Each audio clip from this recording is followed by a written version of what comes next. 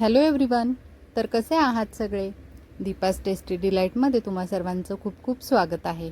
तर एवढी टेम्पटिंग अशी भाजी बघताय तर तुम्ही म्हणू शकता मिक्स व्हेज आहे किंवा मटर पनीर आहे. तर अशा टाईपच मी एक भाजी बनवली आहे, पण थोडीशी वेगळ्या पद्धतीनं. म्हणजे कसं मुलं भाज्या वगैरे खात नाहीत, तर सगळ्या भाज्याही पोटात जाव्या आणि थोडंसं काहीतरी वेगळंही असावं, अशा टाईप मी आज रेसिपी बनवली आहे. तर रेसिपीला सुरुवात करूयात. सगळ्यात आधी तर कढईमध्ये 2 चमचे तेल गरम केलं आहे. तेल गरम झालं की त्यामध्ये 1 दालचिनी, 3 हिरव्या वेलच्या आहेत आणि 5 ते 6 काळी मिरी. तर हे खडे मसाले घेतलेत. त्यानंतर 5 ते 6 या कश्मीरी लाल मिरच्या आहेत.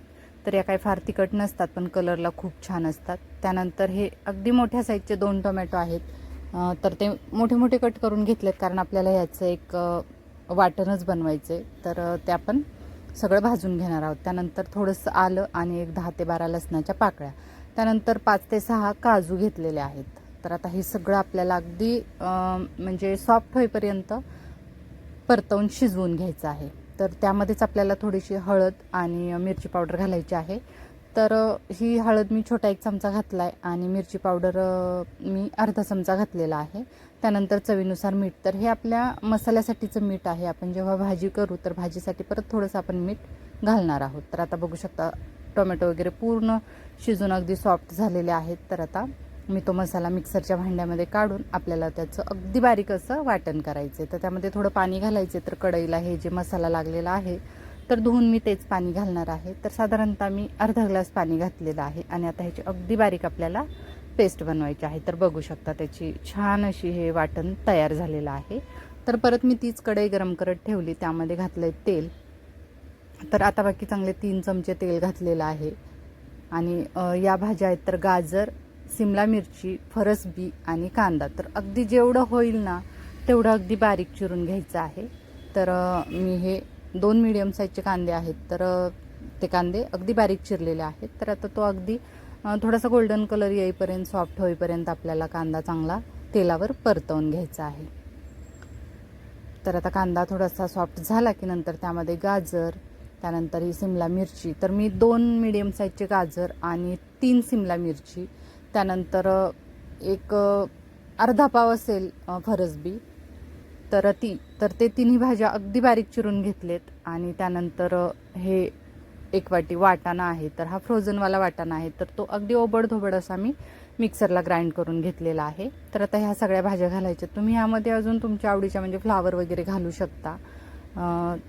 तर आता त्या भाज्या आपल्याला परतवून घ्यायच्यात. मी त्यामध्येच हे बटरची 1 क्यूब घातली चांगली मोठी. आधी मी बटर घातलं नाही, कारण काय होतं की तेलामध्ये ते सुरुवातीलाच टाकलं ना बटर की थोडंसं ते करपलं जातं आणि त्याचा कलरच चेंज होतो. त्यामुळे आपल्या भाज्यांचाही कलर चेंज होऊन जातो.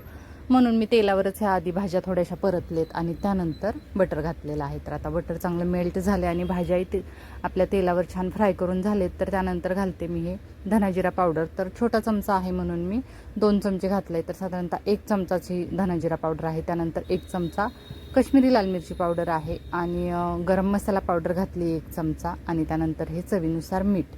तर आता हे सगळं आपल्याला भाज्यांमध्ये छान मिक्स करून घ्यायचं आहे आणि ह्या भाज्यांना आपल्याला तेलामध्ये परतत शिजवून घ्यायच्या आहेत.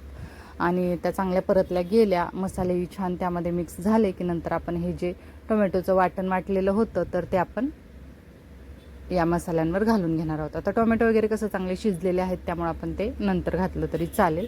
पण बाकी त्या भाज्या आणि जे कोरडे काही मसाले होते तर ते मी आधी तेलावर चांगले परतवून घेतलेत आणि त्यानंतर हे वाटण घातलेलं आहे. तर आता मिक्सरच्या भांड्याला बरंचसं हे वाटण लागलेलं होतं. तर मी ते पाण्यानं धुवून तेच पाणी घालणार आहे. तर परत मी हे एक अर्धा ग्लास पाणी असेल तर तेवढं घातलेलं आहे. आपल्याला ही सुकीच अशी भाजी बनवायची आहे, फार काय पातळ किंवा त्यामध्ये ग्रेव्ही ठेवायची नाही आहे.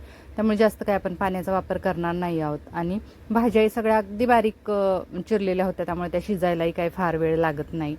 तर त्यामुळे मी काय पाणी फार यूज करणारच नाही आहे. तर आता बघू शकता त्याला छान तेल पण सुटायला लागले आणि आपल्या भाज्याही बऱ्यापैकी होत आलेल्या आहेत.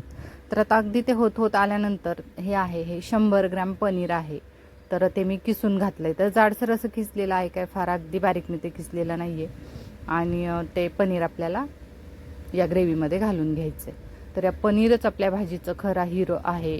त्याच्यामुळं खूप छान क्रीमी असं टेक्स्चर येतं आपल्या भाजीला आणि टेस्टही खूप छान लागते.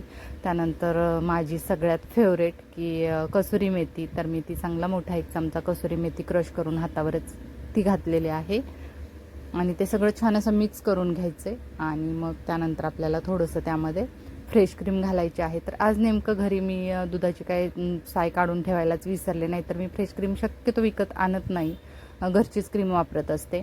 तर मग मी ही आणलेली होतीच फ्रेश क्रीम, तर ती मी चांगलं एक 2 ते 3 चमचे तरी मी ही फ्रेश क्रीम घातलेली आहे.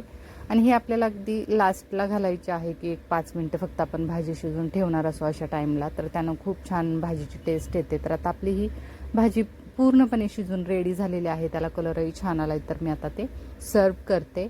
तर मी अगदी साधी सिंपल चपातीसोबत ही भाजी सर्व केलेली आहे. तर तुम्ही लहान मुलांसाठी जर करत असाल तर त्यांना अगदी म्हणजे गव्हाच्या पिठाचाच पराठा किंवा फुलके किंवा अगदी पुरीसोबत वगैरे असं देऊ शकता की मुलं कसं आवडीनं खातील. आणि यामध्ये मुलांना समजतही नाही की आपण कोणत्या कोणत्या भाज्या टाकलेल्या आहेत, त्यामुळे काय होतं सगळ्या भाज्या पोटात जातात. तर अशी ही आपली मिक्स व्हेज म्हणू शकता, मिक्स व्हेज भुना म्हणू शकता, अशा टाईपची आपली ही भाजी रेडी झालेली आहे. वरून फ्रेश क्रीम आणि कोथिंबीरीनं सजवून मी ही प्लेटिंग केलेली आहे. तर आज मी बनवलेली ही भाजी कशी वाटली ते नक्की सांगा. तसेच लाईक, शेअर, सबस्क्राईब करा.